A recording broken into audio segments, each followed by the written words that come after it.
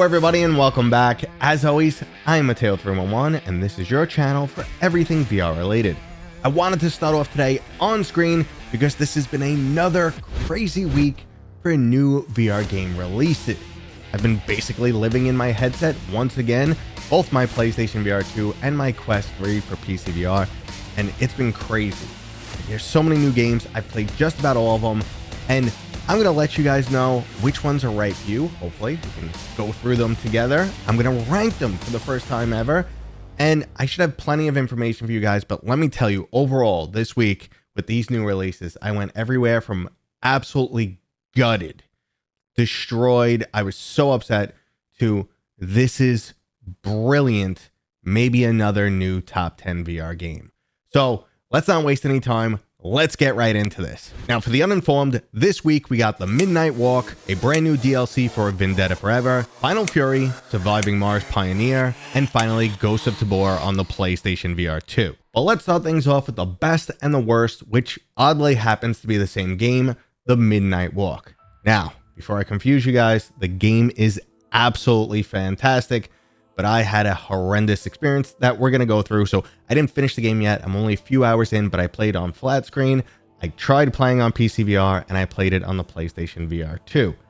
I got in on PC VR, was very excited, just wanted to jump in for a few minutes, wasn't ready to get into my headset, turned on the game, looking at it. This is really, really cool. I love the style. Everything's awesome. Not having that VR impact though. So I'm getting more and more excited, more and more pumped to play it in VR. And I turn it on my PC VR, and like 60 seconds in, it just throws me back to Steam VR, the home screen. Oops, okay, whatever. Go back in, same exact experience.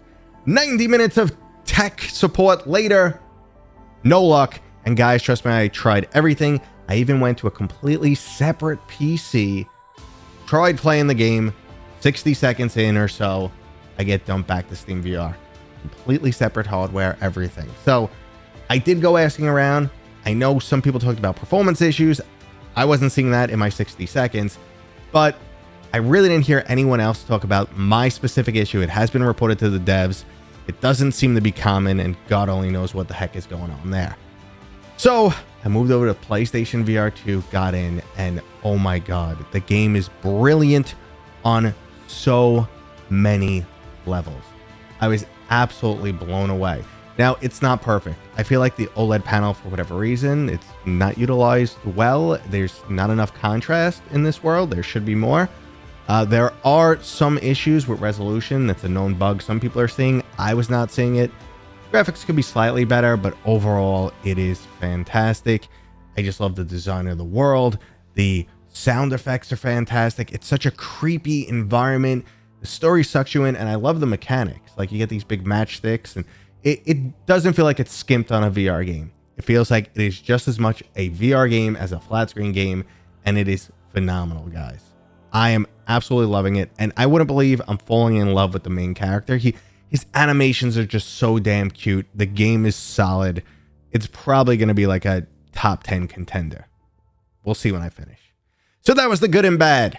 Now, I know I said I'd rank the games along the way, but I did not finish this one just yet. But currently, it's looking like an A to S tier title. Now, another release that I thoroughly enjoyed was the free DLC for Vendetta Forever. Overall, it's more of the same, but getting more of an already good game is just great. Now, Meat Space Interactive does try and shake things up a little bit. You're going to a lot of unique locations in these new maps, including everything from a space station to a sinking submarine. Overall, I enjoy everything that Vendetta Forever has to offer. It's an excellent new take on the whole super hot shooter style, but it definitely has its own unique mechanics and a very different overall vibe. Now, if you enjoy that gameplay style, Vendetta Forever is a solid B+ game. Now, when it comes to our next title, I definitely enjoyed this one also, but I'm thinking maybe it's just not my style or the type of gameplay I'm looking for. Final Fury is an arcade-style fighting game based around using VR motion controls. Now, this comes from the same developers as Synth Riders, and they've once again introduced some really cool mechanics, but for whatever reason, I just wasn't getting that same thrill I get from a flat fighting game.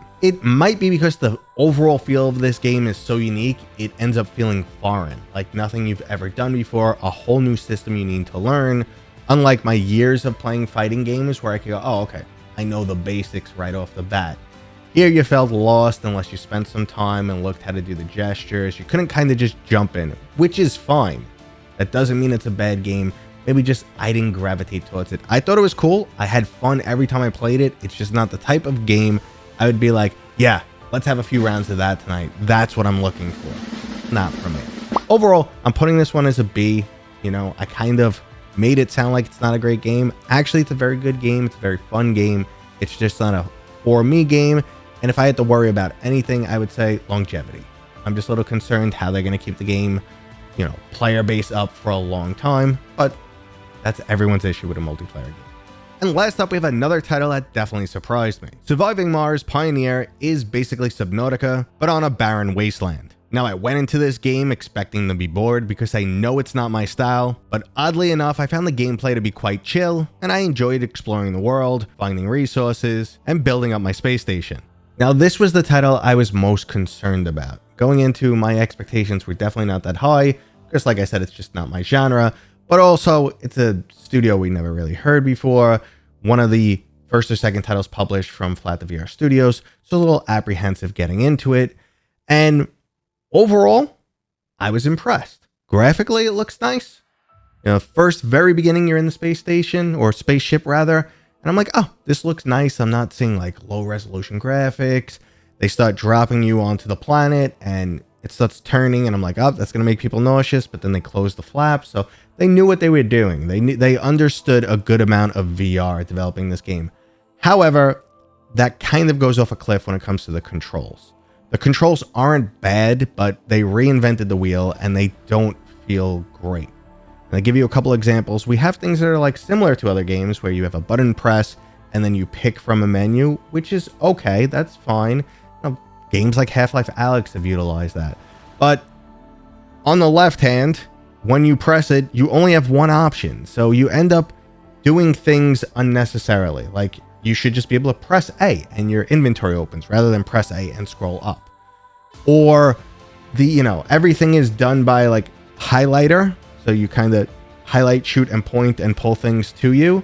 It feels like, this wasn't natively VR in that respect, or someone didn't want to or know how to introduce those features of actually picking up objects. One of the things that kind of makes VR cool, you're there, more presence.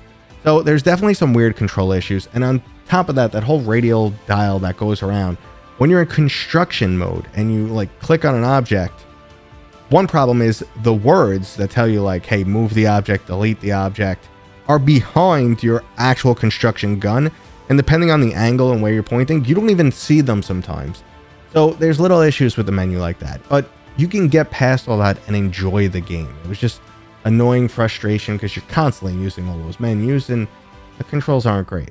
But the gameplay itself, yeah, it's got that fun gameplay loop. You hop out of your space station and you're basically on a timer because you're going to run out of air. It's also a fight against starvation, so you want to scrounge for things as quickly as possible. But in most cases, the game doesn't make you feel too stressed out, and it's chill. I enjoyed that whole resource gathering and building up things. I don't know why, I find I enjoy those games a lot more in VR and didn't enjoy them as much on flat screen. So that's just one of those things. It must be the presence, immersion, whatever the case may be.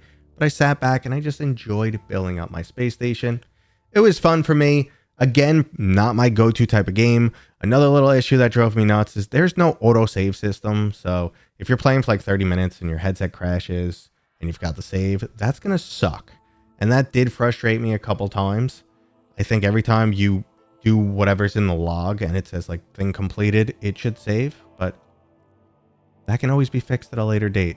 So overall, I'm going to give this one a B to B minus.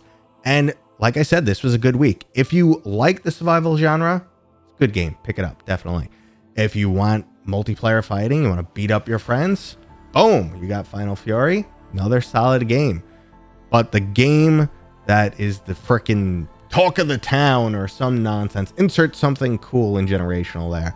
The game that you should be playing that blew me away is the Midnight Walk. I just hope any issues that are out there right now, like my issue, isn't common, and if there's performance issues, I hope they get patched out. But my PlayStation experience was actually fantastic. Could have been 10 out of 10, but it was damn close, and I can't wait to get it on PC.